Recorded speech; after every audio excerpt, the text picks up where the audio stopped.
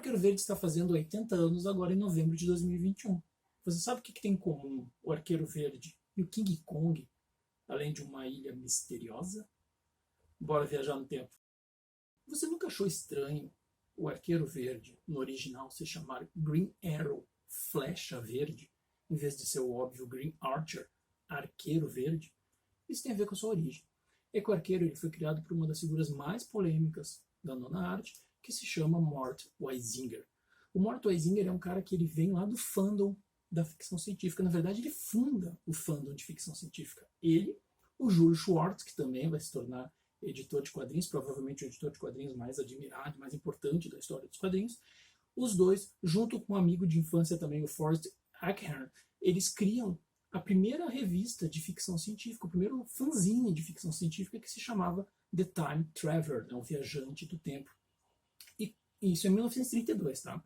E aí, o Mort e o Julius, eles começam a agenciar pessoas que se tornarão grandes nomes do pulp. Como, por exemplo, o Lovecraft. Sim, eles foram agentes do Lovecraft. Eles vão agenciar o Ray Bradbury, eles são amigos do Asimov. Eles vão agenciar o Otto Binder, que depois vira também escritor de quadrinhos. O Otto Binder escreve o Capitão Marvel, que é o maior sucesso da Era de Ouro, vai escrever Superman. E eles pegam, então começam a agenciar essas pessoas, e o Mort ele começa a se tornar um grande nome nas revistas pulp. Ele chega a editar, a editora que ele trabalha chega a comprar a revista mais importante do período, que era uma revista que era tocada pelo Hugo Genbach, que é o Hugo que dá origem ao prêmio Hugo. Então o Mort ele é um grande nome dos pulps, e aí quando a National, em 1938, cria a Action Comics número 1 com o Superman e inventa a indústria dos quadrinhos, a indústria das revistas de quadrinho, ele malandramente vê que está passando esse bonde, então a partir de 1941 ele entra na National, hoje DC Comics, para se tornar justamente editor do Superman, de toda a linha das revistas Superman e de diversas outras publicações. E ele fica mais de 30 anos como o grande editor da DC, o grande editor do mercado, e ele tem um reinado bem complicado. É bem complicado porque o Mort Weisinger era uma pessoa cruel. Essa é a palavra, não tem outra palavra. Ele era completamente cruel com os autores, tanto desenhistas quanto roteiristas. Tem vários relatos que a gente colocou no livro História dos Quadrinhos de pessoas reclamando de assédio moral. Ele gritava, ele rasgava desenho, ele humilhava publicamente as pessoas. Uma das maiores vítimas dele, uma das vítimas preferidas dele, era justamente o Jerry Siegel, criador do Superman. Ele é um roteirista que criou o Superman. A gente colocou entrevistas de outros colegas, desenhistas, de perder a paciência e ir para cima do Mort e falar o óbvio, cara, se não fosse o Jerry, tu não teria emprego, não trata ele dessa maneira. Por que o Mort agia dessa forma? Muita gente acha que é a boa e velha inveja.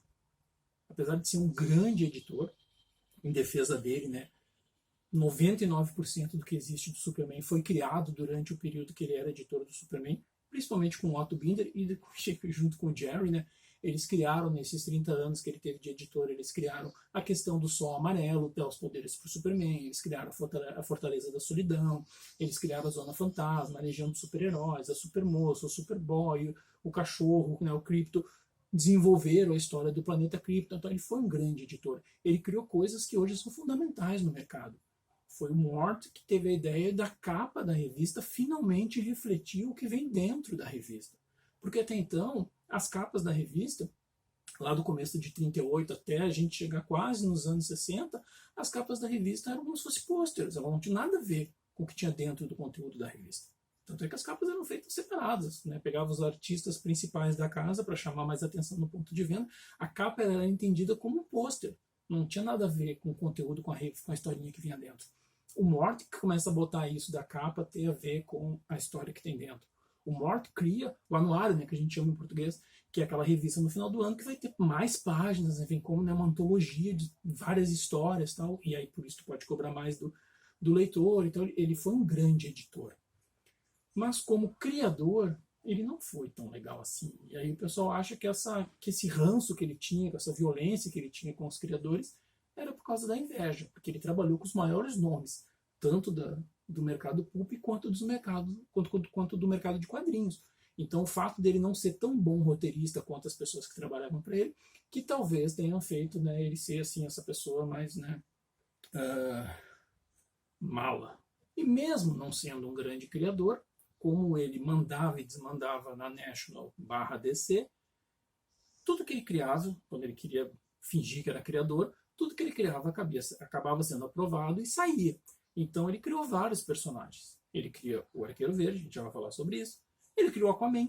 O Aquaman nada mais é, né, do que, com perdão do trocadilho, surfar na onda do namoro. Né? Tudo bem que o Aquaman no começo ele não respira embaixo d'água, ele não é de Atlante e tal, depois a gente fala sobre isso com mais calma, mas ele faz o Aquaman a partir do namoro. Ele faz o Vigilante, que nada mais é que uma versão do Lone Ranger, o Cavaleiro Solitário. Ele faz o Johnny Quick, que nada mais é que uma versão do Flash da própria National, o Flash Jay Garrick, né, o primeiro Flash. Enquanto o primeiro Flash ele vem os poderes dele lá de um experimento com água pesada e tal, o Johnny Quick ele vem como, né, ele acha uma equação, e aí quando ele fala essa equação ele fica super veloz, tal. Então, né, uma versão do Flash. Quando o Gardner Fox cria o primeiro supergrupo dos quadrinhos para a National também, né, que é a Sociedade da Justiça, o Mort Eisinger não tem dúvida, ele vai lá e imita essa ideia, reúne toda a galera do baixo escalão, muitos dos personagens que ele mesmo criou, e cria os 7 Soldados da Vitória, que aliás apareceram agora no seriado da Stargirl, depois um vídeo sobre isso. Então esse era o método dele de criar. E aí ele vai criar então o Arqueiro Verde. E da onde que vem a ideia do Arqueiro Verde? A ideia do Arqueiro Verde vem de 2 lugares. O primeiro, óbvio, é o Batman do Bill Finger. Né? O Oliver Queen é uma imitação descarada do Bruce Wayne. Ele é bilionário, ele tem a sua flecha caverna, ele tem o seu flecha carro, ele já vem com o seu Robin, né, que é o Speed, que no Brasil ninguém sabe porque ficou Ricardito. Se um dia a gente conseguir descobrir quem foi que batizou de Ricardito, vai ser uma das maiores revelações do mercado brasileiro de quadrinhos. Ninguém sabe porque que o nome dele ficou Ricardito. Então ele é todo, né, em cima do Batman Bruce Wayne. Só que a segunda metade do Arqueiro Verde não vem do Robin Hood. Não vem do Robin Hood. Vem de um livro, de um personagem chamado Green Archer, Arqueiro Verde. Por isso que o Morty, tentando dar uma escondida, botou o nome de Flecha Verde, em vez de botar o nome de Arqueiro Verde. Porque já existia um personagem chamado Arqueiro Verde. O Green Archer, né, o Arqueiro Verde, é uma criação de um cara chamado Edgar Wallace. O Edgar Wallace ele foi simplesmente um dos maiores escritores de todos os tempos, inclusive no quesito quantidade. Ele nasceu em 1875 na Inglaterra. Ele vem de uma família muito pobre, mas ele consegue estudar, ele consegue se tornar jornalista, e ele viaja o mundo, roda o mundo, né, principalmente para lugares misteriosos, como o continente africano e tal. E quando volta, ele se torna um escritor. Ele se torna um escritor de muito sucesso. Ele era considerado, nessa virada do século XIX para o século XX, ele é considerado o rei dos thrillers. Guardado as proporções, porque ele não fazia terror, né? É como se ele fosse o Stephen King da época. O cara era uma fábrica de fazer histórias. Para ter uma ideia, ele fez 18 peças de teatro, 957 contos e mais de 170 romances. Muitos desses 170 romances eram séries de sucesso. Os herdeiros dele, né, que tem um site dele que fala da obra dele e tal, os herdeiros dele falam que nesse período 1/4 dos livros vendidos no Reino Unido eram dele. O cara era um best-seller mundial. Uma das criações dele é justamente o Arqueiro Verde. O Arqueiro Verde é um romance que tem um esquema meio de policial, que tem a ver com uma herança e tal, e aí aparece esse personagem, né, que usa o arco e flecha e é o herói dessa história. Isso, inclusive, vai virar filme. Sim, porque o que acontece? O que está, né, no começo do século XX está nascendo o cinema. Então a gente está vendo os estúdios, Hollywood já existe, né? E os estúdios começam então a produzir os filmes. Só que está todo mundo aprendendo a fazer cinema, ninguém sabe fazer cinema. Né? A gente está tendo os movimentos na Rússia, né, Coraçado Potemkin, a gente está tendo o nascimento da nação nos Estados Unidos, mas o pessoal está começando ainda a entender o que é a linguagem cinematográfica. Está nascendo o cinema. Então o que os executivos dos estúdios pensam? Ora, o filme nada mais é que contar uma história. Então quem é que sabe contar a história? Os escritores. Vamos chamar os escritores para serem roteiristas. É claro que não deu certo, né? Porque não é porque você é um bom contador de história na literatura que você vai ser um bom contador de história nos quadrinhos, no teatro ou no cinema. A linguagem é completamente diferente. Então, os grandes nomes da literatura que foram fazer cinema acabaram não dando muito certo, não. Nós temos, por exemplo, o Scott Fitzgerald, né, que foi um grande escritor dos anos 20 até hoje, um dos maiores escritores de todos os tempos. Não deu muito certo em Hollywood. Só que o Wallace dá certo. O Wallace ele vira o diretor do estúdio RKO, diretor de história, né, o responsável por todas as histórias do estúdio RKO. Foram mais de 160 filmes baseados só nas obras dele.